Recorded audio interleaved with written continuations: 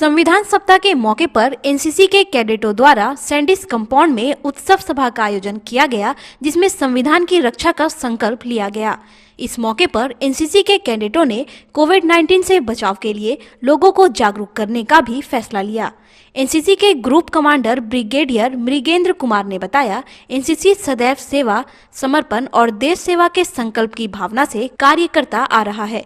उन्होंने कहा कि कोविड-19 को लेकर संविधान दिवस के दिन कार्यक्रम की अनुमति नहीं मिल पाई थी। उन्होंने सभी एनसीसी कैडेटों को अपने कर्तव्यों के प्रति सजग होकर कार्य करने की बात कही। सेलिब्रेशन सभा में कर्नल सौमेंद्र कुमार के अलावा कई कॉलेजों के प्रशिक्षक और कमांडर मौजूद थे। कोविड-19 के दौरान कभी नहीं हुआ, इसके लिए हमने डिस्ट्रिक्ट मजिस्ट्रेट से स्पेशल परमिशन लिया, जिससे सभी बच्चे सोशल डिस्टेंसिंग का ध्यान रखते हुए समाज को कॉन्स्टिट्यूशन या संविधान की जो महत्ता है उसके लिए एक मैसेज देने की कोशिश कर रहे हैं।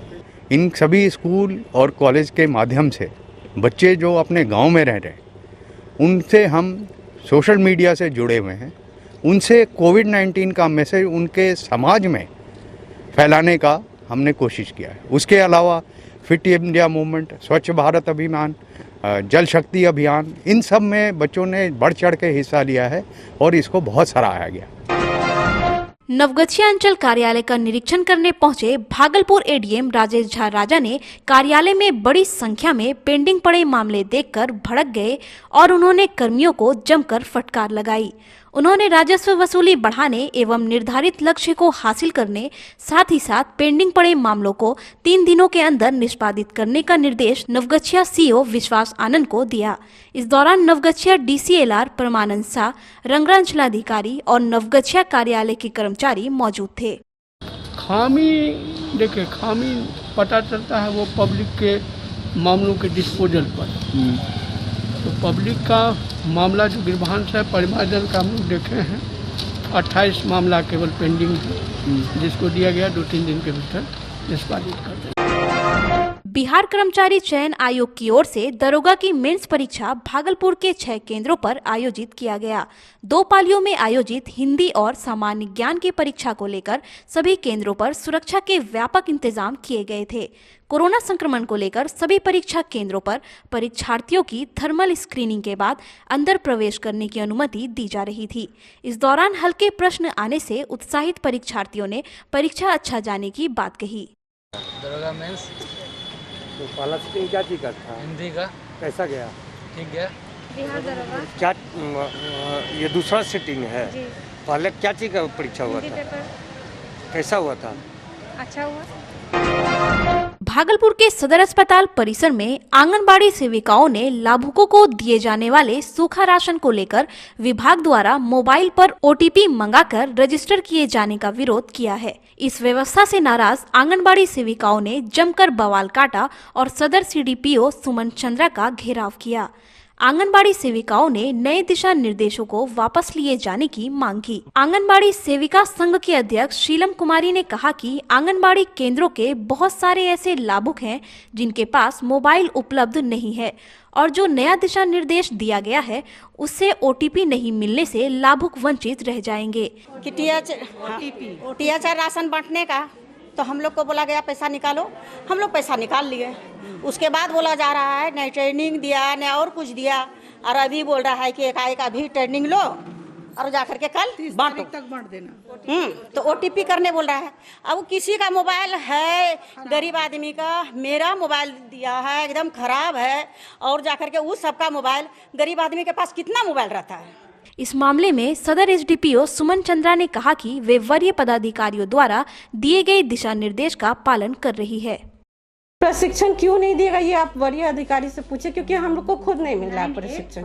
और अभी हम खुद पूछे हैं, डिपार्टमेंट से फोन किए हेडक्वार्टर पटना में, वहाँ हमको बताया गया तो अब इन लोग का कर रहे हैं। विश्वविद्यालय गेट के पास पुलिस ने 2 लोगों को 20 लीटर देशी शराब के साथ गिरफ्तार किया है। विश्वविद्यालय ओपी प्रभारी श्रीकांत चौहान ने बताया, संध्या गश्ती कर रहे विनोद यादव को सूचना मिली थी कि 2 व्यक्ति गैलन में शराब लेकर कहीं डिलीवरी करने जा रहे हैं। सूचना मिलते ही पुलिस ने दोनों को विश्वविद्यालय गेट के पास से शराब के साथ गिरफ्तार कर लिया।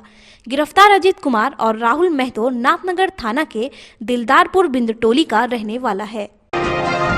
स्थानीय सैंडिस कंपाउंड के मैदान में बिहार पंचायत नगर प्रारंभिक शिक्षक भागलपुर शाखा की बैठक का आयोजन किया गया, जिसकी अध्यक्षता संघ के प्रदेश अध्यक्ष पूरण कुमार ने की।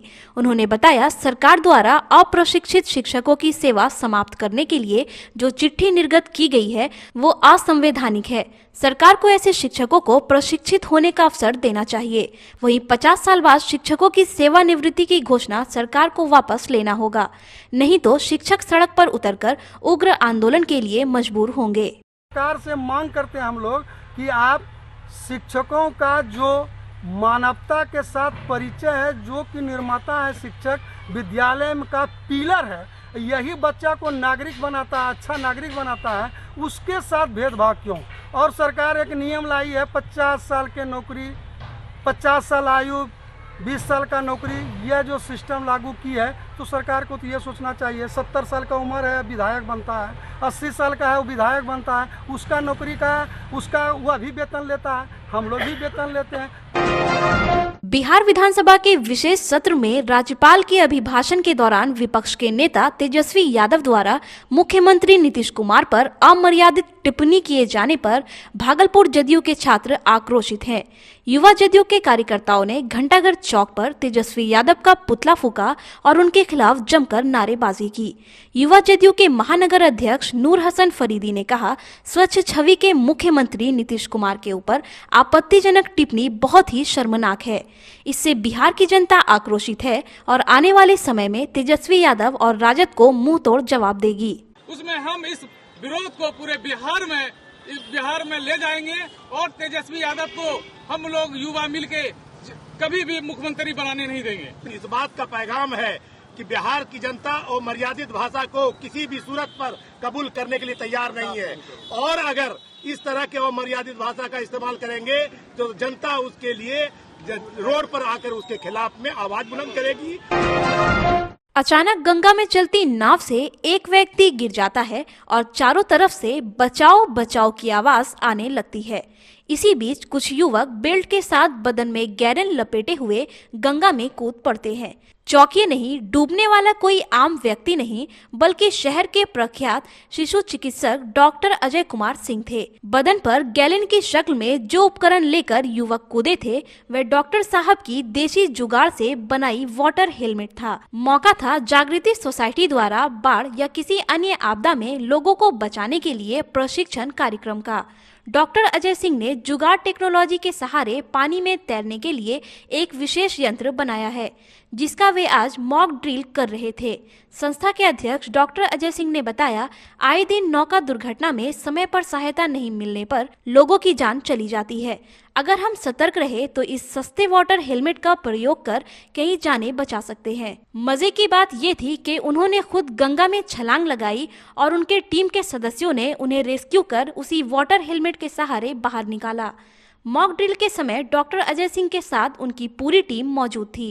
सरकार सिर्फ जो है मुआवजा बांटने का काम करती है, पैसा देती है, लेकिन उसका माता, उसका पिता, उसका बेटा, उसका बेटी और पति कौन देगा? सरकार कहीं भी नाव पर ध्यान नहीं दे रही है, सड़क दुर्घटना पर ध्यान दे रही है, लेकिन नाव पर नहीं ध्यान दे रही है। लोग कितना भी आदमी चढ़ जाते हैं और बिना कोई सुरक्षा उपकरण के। उसी सोचकर उसी से चिंतित होकर मैंने यह उपकरण बनाया है। इसका नाम मैंने डॉक्टर अजय वाटर हेलमेट रखा है। और ये बात एक जर्किन है जिसमें आप पेट्रोल, डीजल, पानी लाते हैं, वो डब्बा है 50 रुपए का, और इसको बनाने में जो 100-150 तक के भी ये खर्च में आता है।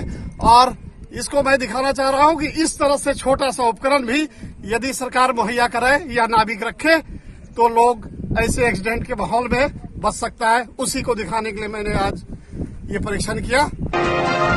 आए दिन ई रिक्शा चालकों पर पुलिस की मनमानी के विरोध में भागलपुर ई रिक्शा यूनियन के द्वारा सैंडिस कंपाउंड में एक बैठक का आयोजन किया गया। एक्ट 2 के राज्य सह जिला सचिव मुकेश मुक्त ने कहा कि शहर में पुलिस द्वारा ई रिक्शा चालकों के साथ दुर्व्यवहार किया जाता है। उनके साथ जबरन वसूली और मारपीट की घटना सामान्य बात हो गई है। हमारी प्रशासन से मांग है इन चालकों के साथ मानवीय व्यवहार किया जाए। साथ ही उन्होंने कहा कि ई रिक्शा चालकों की समस्या को प्रशासन तक पहुंचाने के लिए यूनियन का भी गठन किया जाएगा। मुख्य समस्या है इनका पुलिस प्रशासन के साथ कि पुलिस प्रशासन इन लोगों पर बहुत अत्याचार अन्याय करता है। शहर में जब ये लोग चलाते हैं तो गैर वाजिब तरीके से इनको पकड़ करके इनसे जुर्माना वसूलना, या जुर्माना क्या कहिए, उसको सीधे रिश्वत कह सकते हैं। जब कोई रसीद वगैरह नहीं देते हैं तो ज़बरदस्ती पकड़ करके थाना ले जाता है, वहाँ फिर पैसा जो है इससे वसूलता है। तो इन समस्याओं से जूझने के लिए हम लोग एक यूनियन बनाने की प्रक्रिया में हैं।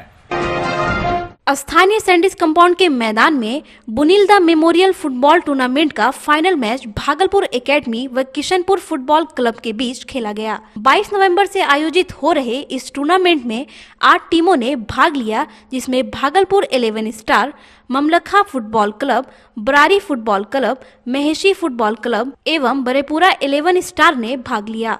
टूर्नामेंट में भागलपुर एकेडमी ने 2 गोलों से किशनपुर फुटबॉल क्लब को पराजित किया। कार्यक्रम के मुख्य अतिथि भागलपुर के एएसपी पूरन कुमार झा, विशिष्ट अतिथि बंटी यादव, सलाउद्दीन हसन, कर्नल अरविंद झा रहे। इनके अलावा सैकड़ों की संख्या में खेल प्रेमियों ने फुटबॉल टूर्नामेंट का आनंद लिया। मुंगेर के लक्ष्मीपुर थाना क्षेत्र के बड़ौना की रेखा देवी पर उसके चचेरे देवर साजन मंडल ने 17 नवंबर को नशे में केरोसिन छिड़ककर आग लगा दी। गंभीर रूप से जख्मी रेखा देवी को इलाज के लिए भागलपुर के मायागंज अस्पताल में भर्ती कराया गया, जहां रविवार की सुबह इलाज के दौरान उसकी मौत हो गई। पुलिस ने शव का पोस्टमार्टम कराने के बाद उसके पति मुकेश मंडल को सौंप दिया। वहीं इस संबंध में मृतका के पति के बयान पर मामला दर्ज कर लिया गया है। मेरा चचेरा भाई साजन मंडल वो दारू पी के आए, कुछ भी बातचीत में जो भी बात हुआ उसके बाद केरोसिन छींट के वो आग लगा दिया। कजरैली थाना क्षेत्र के सिमरिया में जमीनी विवाद में घायल महिला ने इलाज के दौरान रविवार को अस्पताल में दम तोड़ दिया। 17 नवंबर को सिमरिया में घर बनाने के दौरान शाह फैसल का विवाद पड़ोसी बजरुद्दीन मिस्त्री और उसके परिजनों से हो गया। इसी बीच बजरुद्दीन के परिजनों ने शाह फैसल की मां और उसकी बहनों पर धारदार हथियार से हमला कर दिया, जिसमें नूरजहां गंभीर रूप से जख्मी हो गई। देर रात भागलपुर के मायागंज में इलाज के दौरान उसकी मौत हो गई। परिजन के बयान के अनुसार पुलिस मामला दर्ज कर आरोपियों की गिरफ्तारी में जुट गई है। उठा रहा था, उसको बोले कि अपना जो देवाल दे रहे हो उसके बराबर ले जाओ। उसके बाद वो फल्ली जब बैठाने लगा, बाहर करके बैठाया। इसी बारे में माँ को और मेरी बहन को और दोनों 3 बहन है, तीनों बहन को मारिश है। और उसके बाद मेरी माँ इंतकाल कर गई। ईटा और छुरी कुल्हाड़ी लेके मारिश है। प्रशासनिक नियमों को धत्ता बताते हुए बांका थाना क्षेत्र के दोमुहान पंचायत के जलमड़े गांव में बालू माफियाओं ने बार बालाओं के डांस का आयोजन कराया और जमकर ठुमके लगाए। बंगाल से लाई गई इन बार बालाओं के अश्लील गानों पर खूब नोटों की बारिश हुई। प्रशासन द्वारा सामुदायिक या निजी कार्यक्रमों पर पाबंदी के बावजूद ऐसे कार्यक्रम होना प्रशासनिक व्यवस्था पर प्रश्न चिन्ह लगा देता है। जहां एक और पुलिस लोगों में जागरूकता लाने के लिए मास्क नहीं रहने पर चालान काटे जाते हैं और तरह तरह के अभियान चलाए जाते हैं, वहीं इस कार्यक्रमों की जानकारी पुलिस तक नहीं पहुंच पाती है।